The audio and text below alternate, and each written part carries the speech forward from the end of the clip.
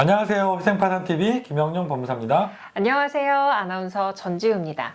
구독자 여러분, 오늘은 정말 중요한 내용을 저희가 준비를 했습니다. 네. 개인회생을 할 때 이 통장 사용 주의사항이거든요. 네네네. 제가 상담하다 보면 가장 많이 받는 질문 중에 한 가지인 것 같아요. 네. 개인 이제 회생 전화 오시면, 방문 오시면 제가 10분 정도면 이분이 어느 정도 선에서 결정이 날지는 상담이 끝나요. 그 이후에 이제 궁금하신 거 제가 물어보세요 하면 네. 질문 제일 많이 하시는 거예요. 통장이죠, 통장. 왜냐면 지금 통장을 통해서 해야 되는 일이 너무 많잖아요. 그렇죠. 직장 다니시면 월급이 통장으로 당연히 들어와야 되고, 공과금이라든가 핸드폰 요금 다 통장을 통해서 자동이체 나가시고, 그렇기 때문에 통장이 없으면 사실 사회생활이 불가능해요. 파산을 상담 오시는 분들도 파산까지 가는 이유 중에, 그리고 파산을 꼭 하고 싶어 하는 이유 중에 첫 번째가 내 통장 좀 쓰고 싶다. 그런 얘기 되게 많이 하시거든요. 그래서 통장 사용 어떻게 조심해야 되는지 이 부분은 꼭 알고 계셔야 되고, 그래서 오늘 영상을 준비해 봤습니다. 우리가 이 개인회생 파산을 할 때 네. 신청을 해도 통장을 사용할 수 있다라고 말씀드리잖아요. 그렇죠. 통장을 사용하는 건 가능해요.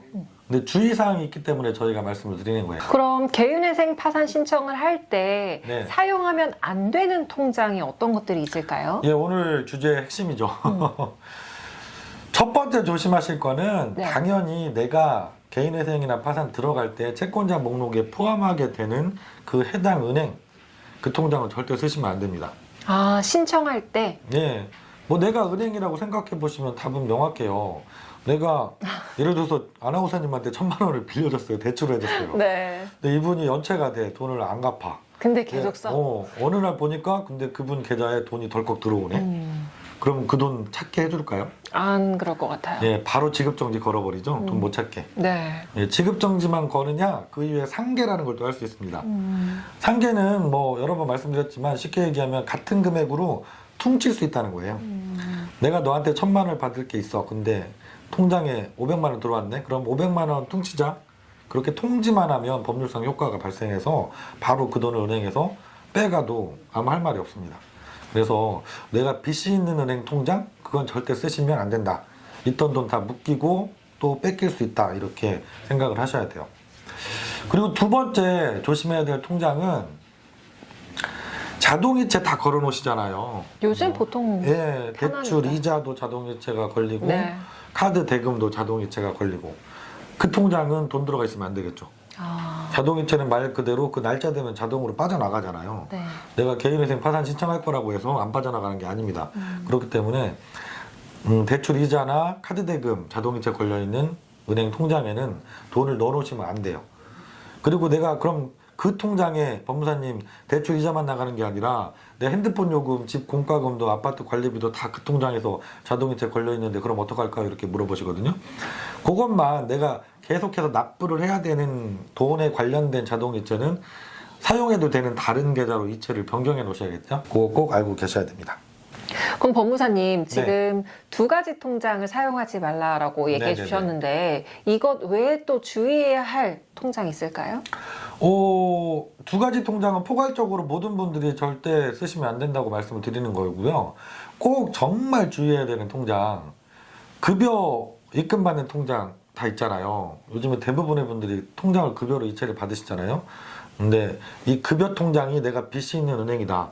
그러면 말씀드린 것처럼 지급정지 걸려서 한 달치 월급 통째로 뺏기는 경우가 생길 수 있어요. 그래서 급여 입금되는 은행, 거기에 빚이 있다고 하면 당연히 급여 입금되는 계좌를 변경을 하셔야 돼요. 근데 이때 좀 문제가 생기는 분들이 직장마다 회사마다 특정 은행을 급여 입금 계좌로 지정되어 있는 은행들이, 그 회사들이 있더라고요.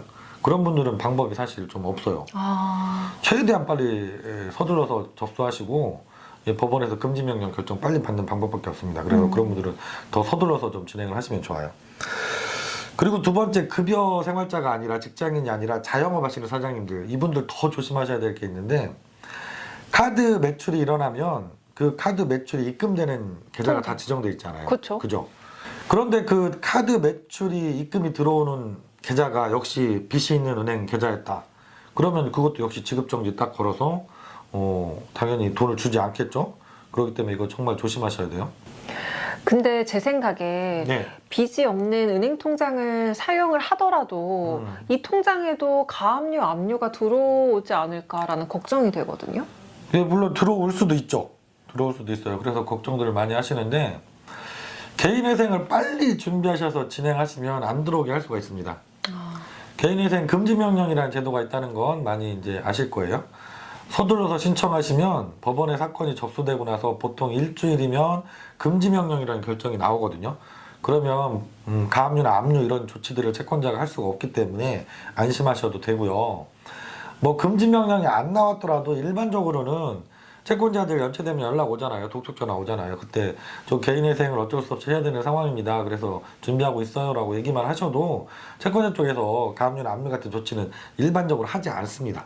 그래서 다른 은행 가압류가 들어와서 내가 그 은행까지 묶이는 거 아니냐 이런 걱정은 크게 하지는 않으셔도 돼요. 혹시 통장에 압류, 가압류가 들어온 경우에 네네네. 이 압류, 가압류를 풀 수도 있나요? 뭐 개인회생이나 뭐 파산을 신청을 좀 준비가 늦었다. 그런 경우에는 이미 이제 가압류 통장에 압류가 들어와 있는 분들도 계십니다. 이런 분들은 뭐 풀 수 있는 방법은 돈을 갚으면 풀어주죠. 근데 그럴 수 없으니까 네. 개인회생을 하시는 거잖아요. 개인회생 해서 통장을 풀 수 있는 거는 법원에서 인가 결정까지 다 받았을 때 그리고 그 결정이 2주 지나서 확정되었을 때 그때는 채권자 동의 없이 채무자분 본인께서 스스로 법원에 가압류, 압류 해제 신청을 하면 통장을 풀어서 사용을 할 수가 있게 돼요. 근데 시간이 좀 많이 걸리죠. 네네. 아니 그럼 법무사님, 네. 이 인가 결정 전에는 통장 압류를 풀 수 없다라는 말씀이신 건가요? 방법이 있기는 있어요. 일부를 풀어서 사용할 수 있는 방법이.